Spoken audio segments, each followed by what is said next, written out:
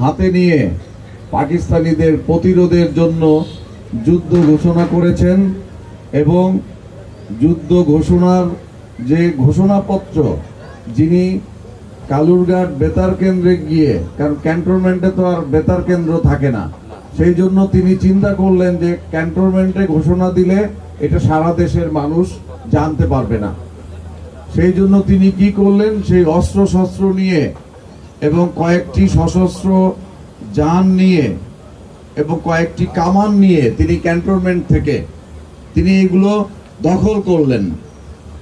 Cantonment থেকে তিনি এগুলো অস্ত্রাগার থেকে এগুলো দখল করে কয়েকটি কামান এবং কিছু ভারী অস্ত্র এবং কয়েকটি সাজোয়া যান তিনি সেগুলো দখল করে তিনি সরাসরি চলে গেলেন ক্যান্টনমেন্ট থেকে প্রায় 40 কিলোমিটার দূরে কালুরঘাট বেতার কেন্দ্র, যেটা রেডিও স্টেশনে গেলেন এবং সেখানে গিয়ে তিনি নিজে মুক্তিযুদ্ধের ঘোষণা দিলেন।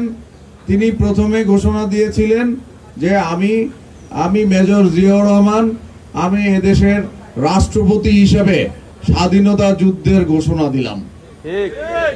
তার প্রথম ঘোষণা ছিল এইটা। কাজেই সঠিক ইতিহাস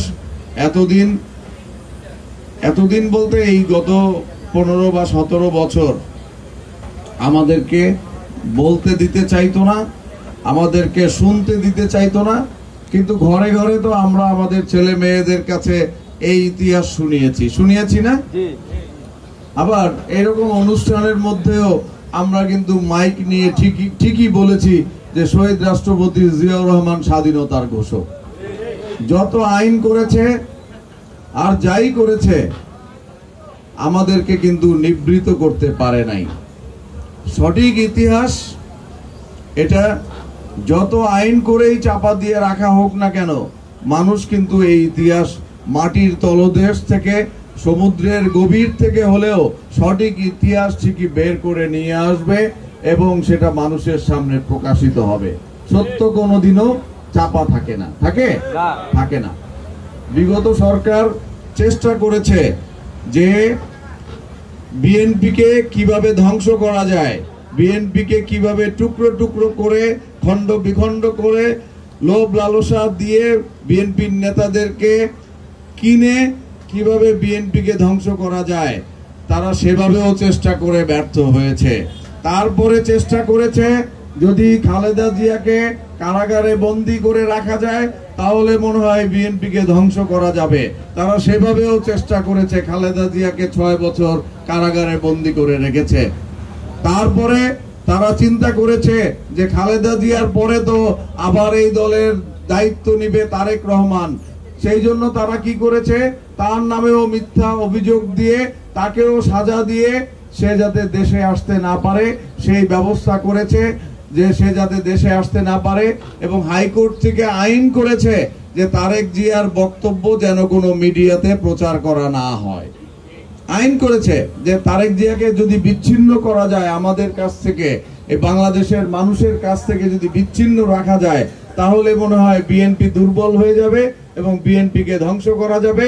আর তাদের একদলীয় শাসন যে ব্যবস্থা, তারা যে বাকশাল কায়েম করতে চায়, 75 সালে তারা যে 76 সালে বাকশাল প্রতিষ্ঠিত করেছিল, আবারও কিন্তু তারই বেটি ওই 76 সালে 75 সালে যিনি বাকশাল কায়েম করেছিলেন তারই সুযোগ্য বেটি কি করেছে, আবার অলিখিত ভাবে বাকশাল মুখে বলতো না কিন্তু কি করত, যে সকল দল এবং সকল দলের ভিন্ন ভিন্ন মত, সকল মত এবং সকল দল তারা কি করত, তাদেরকে জেলে ঢুকাইয়া অথবা ভয় দেখাইয়া গুম করে খুন করে তাদের মত বন্ধ করার চেষ্টা করত। এবং যতগুলো পত্রিকা ছিল যেগুলো স্বাধীনভাবে লেখার চেষ্টা করত সেগুলোর পাবলিকেশনও বন্ধ করে দিয়ে তারা চেষ্টা করেছে পত্রিকার কণ্ঠরোধ করতে, তারা চেষ্টা করছে রাজনৈতিক দলগুলোর কণ্ঠরোধ করতে, তারা চেষ্টা করছে আমাদের উপরে নিপীড়ন নির্যাতন চালিয়ে আমরা যাতে বিএনপি না করি, আমরা যাতে ঘরে বসে যাই অথবা আমরা যাতে দেশ ছেড়ে চলে যাই। নানান ভাবে নানান জনকে ভয় ভীতি দেখিয়েছে, কাউকে গুম করেছে, কাউকে খুন করেছে, কাউকে প্রলোভন দেখিয়েছে। কিন্তু একটি কথা আজকে অবশ্যই না বললে নয়, তারা এই 17 বছর অনেক চেষ্টা করার পরেও বিএনপির একজন লোককেও তারা তাদের দলে নিতে পারে নাই। এবং আমাদের কণ্ঠ কখনো বন্ধ করতে পারে নাই।